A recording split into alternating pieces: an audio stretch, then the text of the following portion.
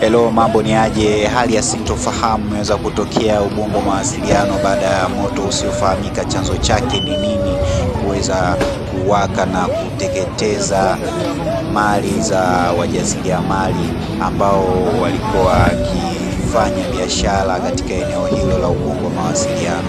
Mimi naitwa Dobika.